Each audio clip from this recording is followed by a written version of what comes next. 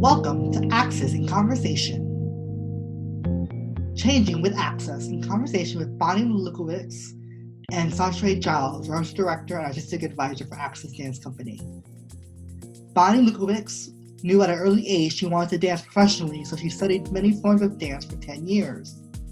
After she became paralyzed in an accident, her dance dreams diminished until she discovered like-minded people who together created Access Dance Company. For 25 years, she danced with, taught, and helped to develop educational programming for Access, and she is forever grateful for those experiences. Please join me in welcoming Bonnie in Conversation with Sonsherée. Hey, Sonsherée. Thank you so much for being here. Oh, my pleasure. It's great to see you. We've been dancing together for a long time. I know, and I miss you. I miss you. I miss dancing with you. Well, first thing I want to know is, how has Access Dance Company changed your life? Well, Son, I would say that more than changed my life, it kind of gave me a life. I had a pretty rich life prior to starting Access, but I wasn't dancing. And that was always my dream. So it gave me my life's dream. And, I thought that was completely lost to me after I first had my accident, because I hadn't had any exposure to that. I don't think any of us did at that point, because we're talking a long time ago.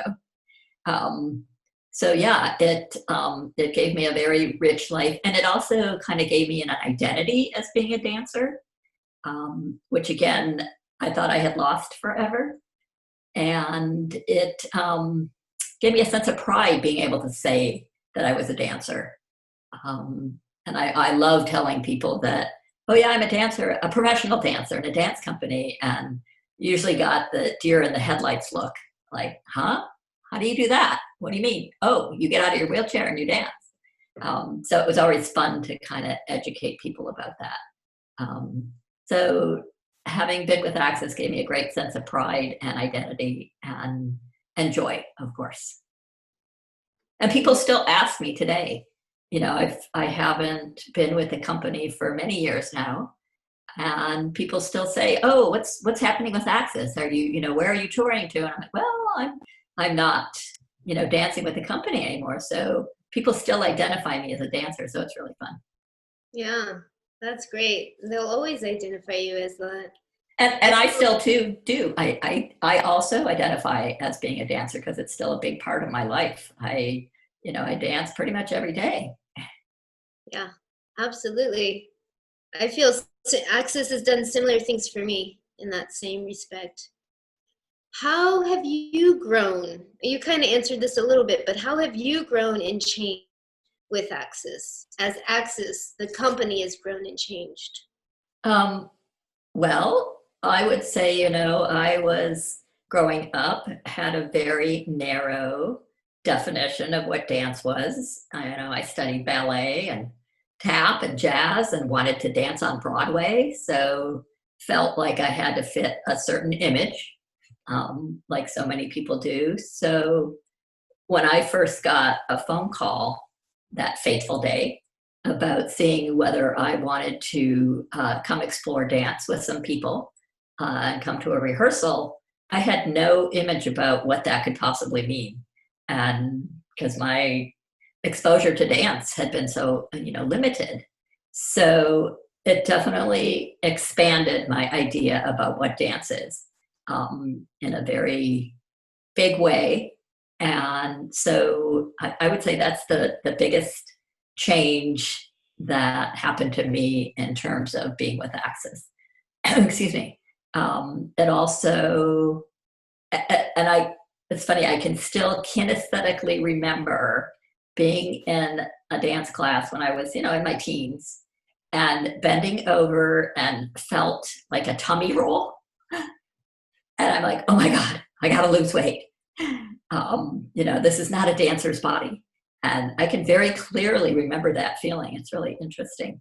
And now I don't worry about it. Because I can see the beauty in all different kinds of dance, and that you don't have to be a certain body type. It's more about what you bring to the dance that really shines through. And I think how I changed with Access as well is seeing the importance of collaboration and interdependence. Because prior to my dancing with Access, it was, I would dance with other people, but we never partnered. And so that was really important and really changing for me, because it actually increased my opportunities for dance when I partnered with someone.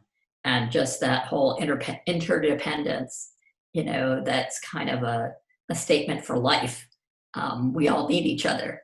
And so that's something that changed for me as well. Making contact improvisation. Yeah.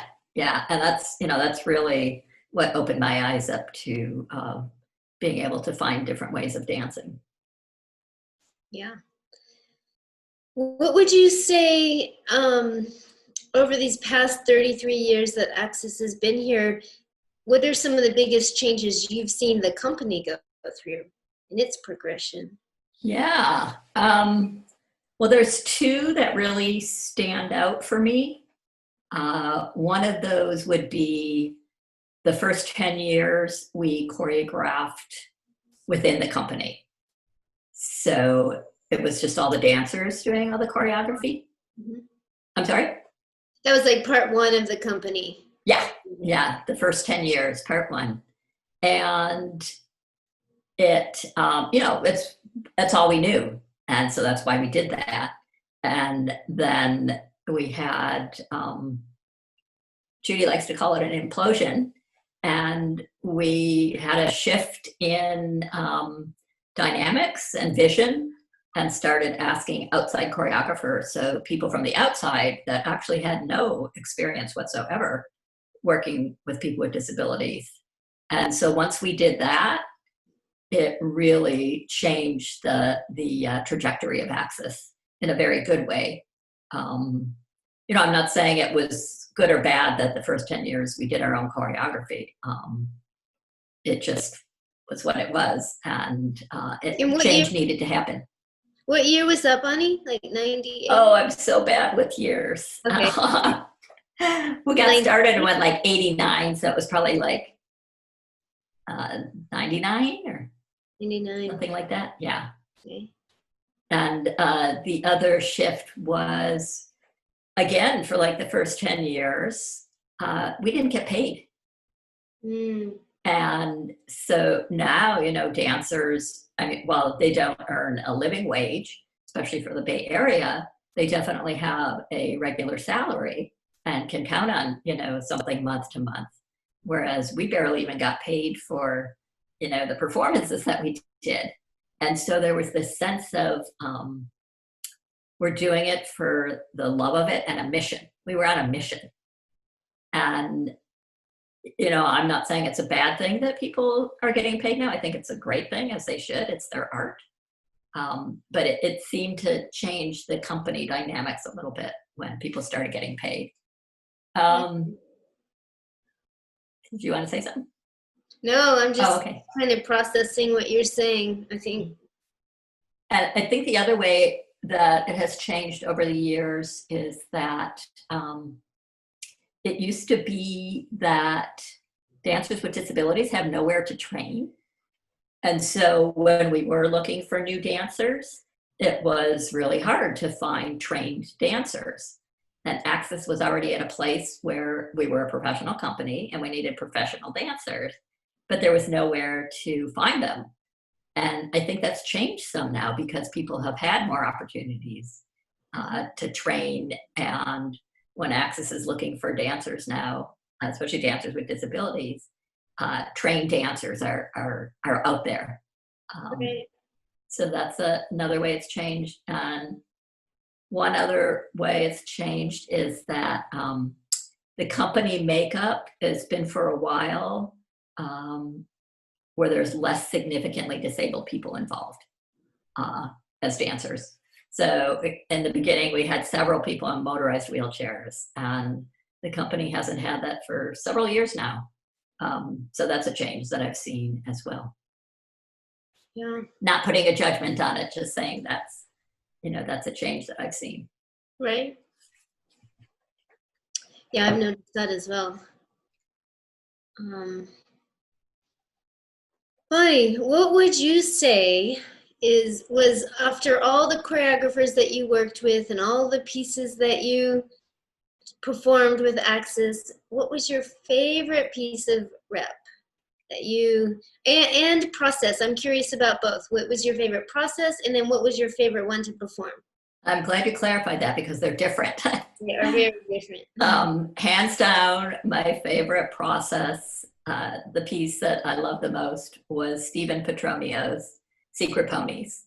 We just laughed nonstop, and it was just really, it was really fun and engaging. And even when we came together again as dancers some 10, 15 years later to bring the piece back for the home season a few years ago, we still laughed about it. So I would say that was the best in terms of process. I think my favorite piece, and again, it's almost my favorite piece to perform versus my favorite piece to watch, maybe, I don't know. I guess we're talking about pieces that I was in. I think I would say I have two favorites. Do I have to pick one? No. Would be Katie Faulkner's Decorum, which I got to dance with you in. I really loved dancing that piece because it was a piece that I felt like I could embody, and it kind of told a story, and I could really dive into it. Plus, it got me out of my wheelchair, and it's just, I loved that piece. And didn't love the costume, but loved the piece. I made the costumes. Well, I know. I love the costumes, the way they looked. It was just getting into the pants was not fun. Yeah. Oh, actually, no, that was Petronio's piece. Sorry, Son. Your pants were fabulous. Okay. And then also the Bill T. Jones piece, Fantasy in C major. C major or minor? I always forget. C major. Because it was so musical. Most of Axis pieces up until that point weren't very musical. And that was also one of the most challenging pieces to work on. But I loved the outcome. Yeah. Wow, thank you. But my favorites, change too, I think, depending on the time of day. No, but those three really stand out for me. Yeah, and there are three different periods too. Yeah, Bill T was very early on. He was Mhm. one of the first choreographers we worked with outside the company. Yeah, he was the first. Yeah. So it was a real learning process for him too. Yeah. But we had a great rehearsal director, Janet. And it was good. And it was challenging though too, because several of the dancers had no background in counting dance. And it was very much a counted piece. Mhm. And so it didn't come naturally for a lot of people. So I think that's part of what made it a challenging piece to work with. Yeah. No, that's a hard piece for sure. Yeah. Bunny, I want to hear, I've heard this story from you and Judy at different times, but I want to hear if you would please share with us about that time that Axis Dance Company took a trip to Russia. Well, this could take the whole hour, really. Yes, we were invited to perform in not just Russia, but Siberia. I always like to tell people that we went there by choice. And it was very enlightening and humbling and amazing. And this was pre-internet days, so it was just really starting to take off. And so I wasn't that comfortable using email, and I was making all of our travel arrangements. And so that part of it was like, the technical aspect of it was very challenging. I had to trust that this person, through email is going to pick us up, because we had to transfer from one airport in Moscow to another airport in Novosibirsk, where we were going. And, we're talking 20 years ago. So accessible transportation was not a thing, and still isn't, as we'll get to that in a minute. But so it was, I tell people that it was like being in a Fellini movie, the whole experience of getting there. They separated out the disabled people from the non-disabled people and took us to the medical desk. There was like a big red cross and a woman with a stethoscope and a nurse's hat. And it was like something out of One Flew Over the Cuckoo's Nest. And they were taking our blood pressure, took our passports. No one spoke Russian. They didn't speak English. We didn't know what was going on.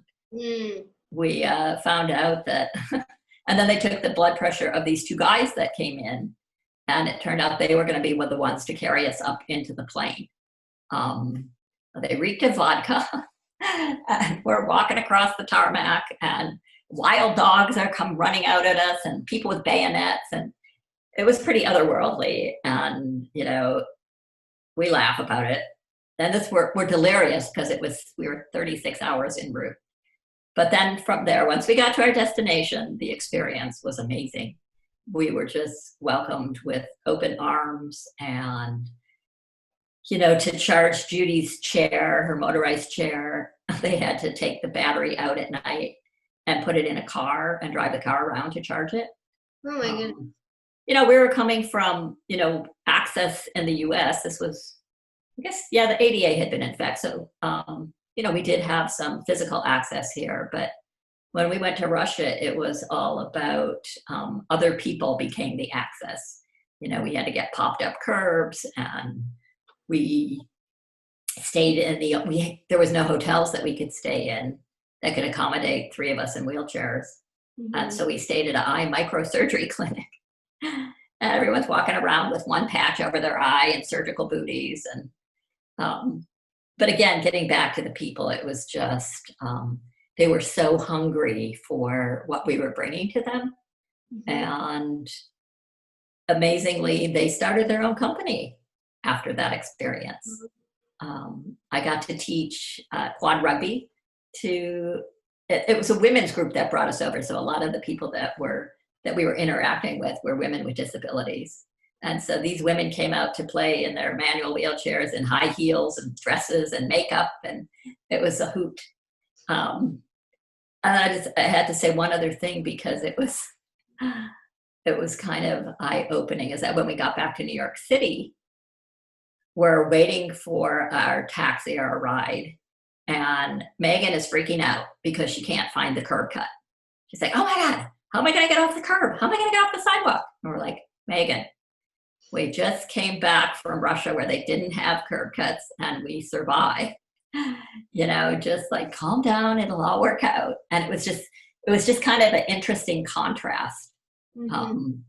And going over there, we had such American attitudes about things. So it was a very humbling experience. And I'd love to know if they still have their company, but I wouldn't have traded it for anything else. Yeah, that took a lot of courage. It's so much trust that we have to put into other people. Oh, yeah, for sure. When you've been such a legacy with Access, and you've performed, and you've worked with so many people and taught so many people, and have done so much teaching, a lot of your work has been with teaching. Do you have a preference between teaching or performing? It's funny. I tell people that I really don't like performing. I like the process to get to that place.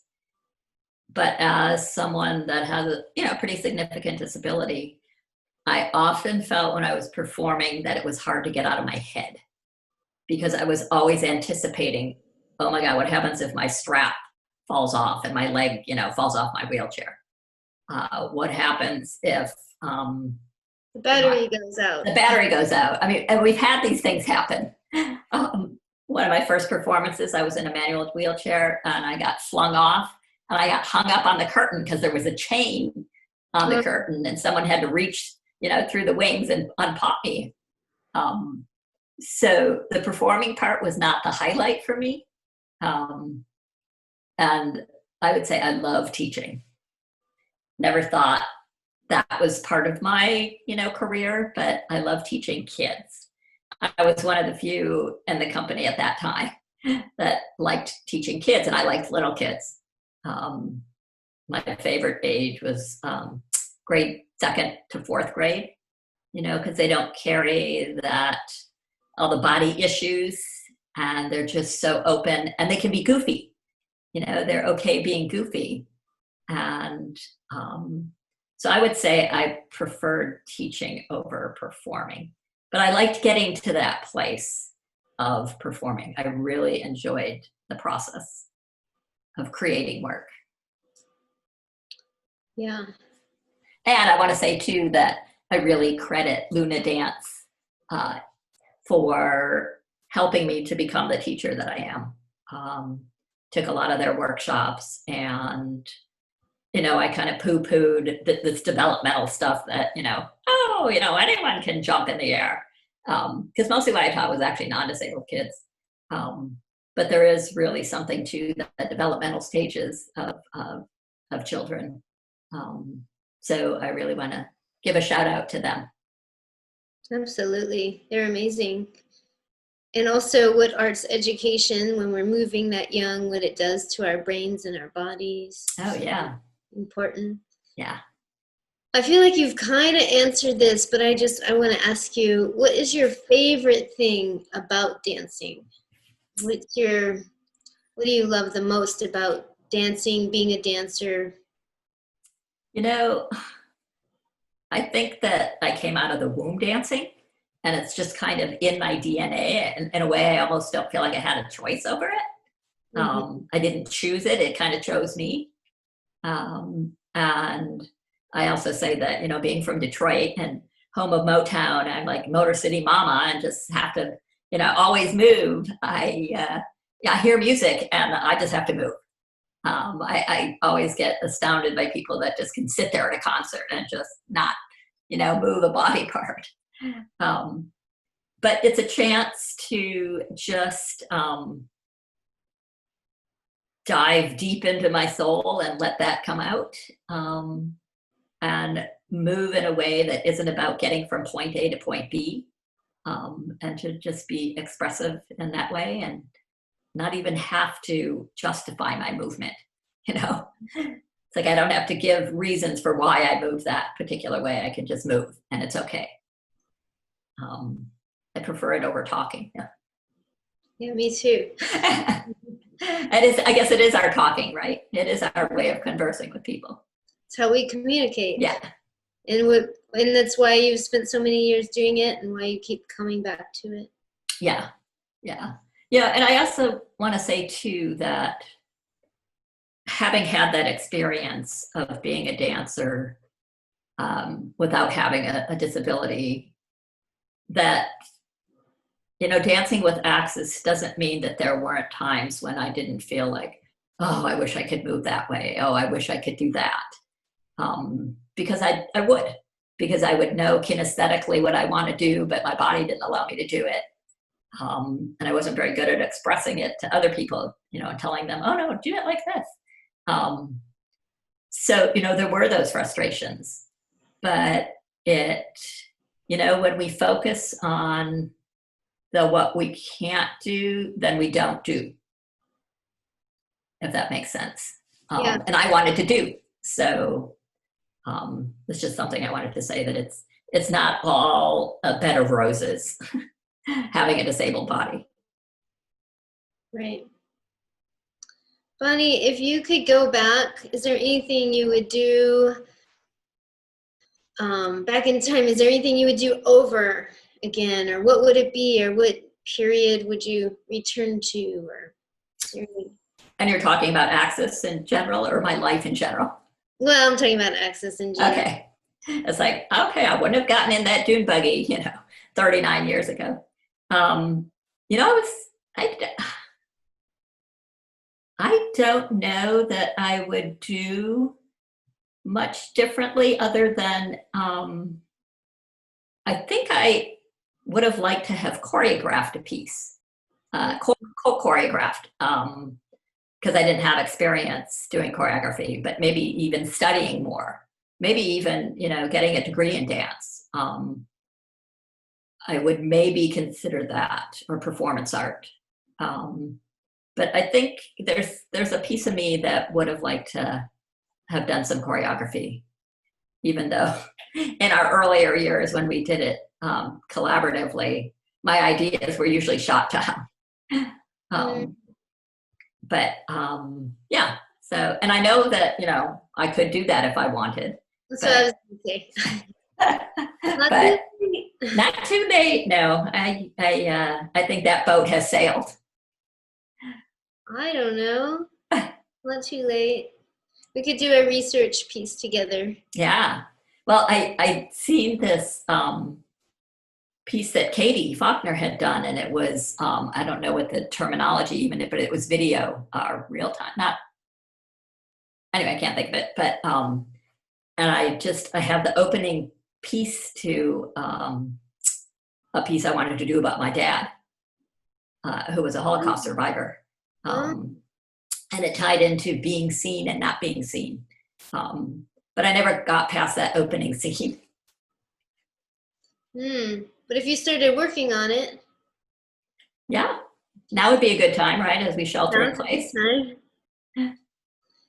I guess the last thing that I was curious about and hoping you would share with us is what are you wanting, or if you could give Access legacy, like what would it be, or what do you hope the Access legacy will be, since you've been such a big part of it thus far? Well, I think it's almost already there. In terms of, I think Access has the recognition of changing the face of dance and disability. I think that, Access was not the first company in the world to bring about this form of dance. When people have a unique idea, or they think it's a unique idea, chances are somewhere else in the world someone is thinking of that same thing. And so that was happening. But Access was some of the first to be exploring dance between people with and without disabilities. So I think that legacy is there. And also I think what I want the legacy to be is that Access has been an incubator of sorts, a platform for other dancers to get their experience there and then go off and flourish on their own. We've already seen that, with some dancers out there, Alice and Joel. So I see that as a legacy, and so kind of a launch pad for dancers, and also for non-disabled dancers to be able to learn this work and go off and share it with other communities. And so I think educators about inclusion. I think Access has recognized for that, and one thing that's pretty clear is that Judy Smith, one of the other co-founders and artistic director for many years, really educated the funding arts community. Disability was never a box that you ticked off when you were applying for a grant. And I think that has changed due to a lot of the work that she and Access have done. And so I think that's a legacy that's Access can be proud of as well. Thank and you. Just creating beautiful art. Yeah, bringing people together, bringing community together, educating. Yeah. Absolutely. Yeah. We didn't start on a mission, so to speak, but I think it's pretty clear that Access has been on a mission to educate the world about dance and disability. Absolutely. Is there any other things you want to leave us with today? I love you. I love dancing with you. I love Access, and I always tell people that I'll never cut the umbilical cord. Help to give birth to this thing that no one had any idea what it was going to become. Kind of like a proud mama. Yeah. Yeah. Absolutely. Me too. I Okay. know. It's great to see you back in that capacity. Yeah, it's been fun to be here and to support a whole new group of people. Yeah. And to be able to reconnect with you. Yeah. So thank you so much, Bonnie. You are so welcome, and let's play sometime. Let's play. Let's in the garden. Okay. Bye.